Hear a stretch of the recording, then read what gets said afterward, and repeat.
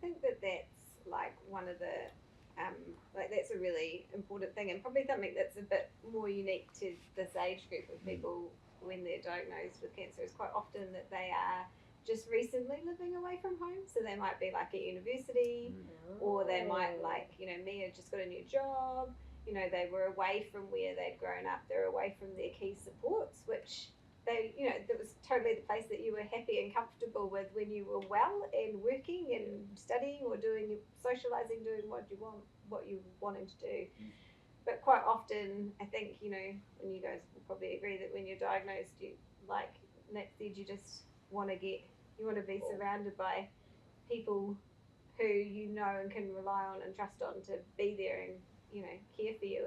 And sometimes even if that's not what you want, that's actually what you need, because you aren't able to do some of the things, like financially you can't continue working to be able to pay your rent, or you can't continue to study because you need treatment, so then you can't stay at university where you were, or any of that. And I think that can be tough, you know, but also I think you guys are really good examples of the fact that, you know, thankfully the health system and everybody that works with young people will usually do what you want. Like, you know, like, and if you want to be at a certain place, they will do everything they can safely. It's quite often it needs a bit of stabilizing, and, you know, sometimes you need to have your first round of treatment or something like that to be able to, before you can get to where you want to go.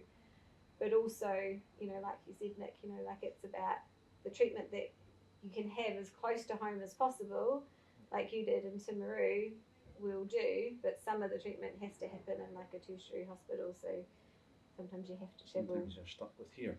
Sometimes you're stuck in, you know. Which is okay if you live here. Yeah. Yeah. But I actually read that survey, AYA Aotearoa survey. Yeah. It's, I think, one of the points, and it's possibly a take-home message, I don't know. I think 79% of AYA patients said that if they needed to move somewhere else to get the treatment that they required, they would do it. Yeah. So it's nice if it can be at home. But yeah, something. Yeah, for me, if I lived in Napier, I would have had to go to either Hamilton, Rotorua, or Palmerston North. So that's not even where you work. Yeah, it's a longer drive from where I live now to Christchurch. So. And the people, like, you know, like I have faith that the people that do my role throughout New Zealand and the teams that they work will do whatever's needed. So if it's to get you back to where you want to be, then it is. If it's you decide that you want to stay where you are and that actually you're being with your friends and the people that you're surrounded with is more important, or that you want to keep working, if you can keep working, then they will do the support that they need to, you know, to do that. So, and be those support for you. So. Sorry, we're just doing it. Yeah, I know. Swig. But I just hit the hair clip and it was like slipping back.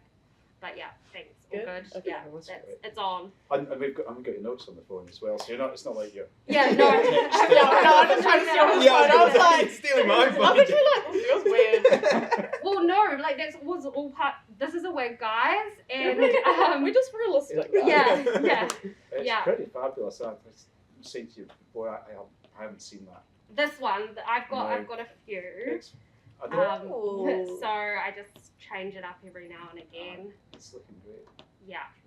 But that was like also like part of my journey as well, was like change in how I looked and how I felt, and I think that's probably quite important, you know, as a young person. I mean, I try not to care about that sort of stuff, but you know, those are all like questions when you're like, my body doesn't feel good on the inside, I don't look good on the outside. Like, oh, I just feel like a completely different person. You're like, it's just like who am I? What's happening with all of these questions and that sort of thing? But there are people that help you through that, like Louise, like all the WIG people, Cancer Society, or all of the different. Well, there's so many resources. It's just like, yeah. You You- talked about resources before and feeling like you had like 20 something resources in front Yeah, of you. it's And just then like you filing pick through one. them all and being to like, try and actually, find it. this one is what I need right now. Yeah. Or this is this, and it's, I think, about asking questions as well. Like, you know, when you're like, what do I do? Who do I ask? And I think, yeah. Sorry, No, it's all right. I don't even know Yes. where that was going. That's all right. That was just we a were ramble. just admiring you. That was, Here. that was just a ramble. I was gonna say, but there's like the resources that you use Yeah. might not work for me. So it's Definitely. literally trying to kind of pick the ones that work for you, give them a try, see if they work. If they don't, you kind of really move on to another resource kind of thing Yeah. until Yeah. it really works out for you. Especially when you're like really smart and you have like a studying health background. And you understand a lot of it. Well, Just, it helps, but it does help, but, and I think for me, it definitely helped in regards to a little bit of understanding of like medical terminology and kind of trusting the system, like, you know, like, oh, I'm going to go for this scan. Oh, in my head, I know what that is.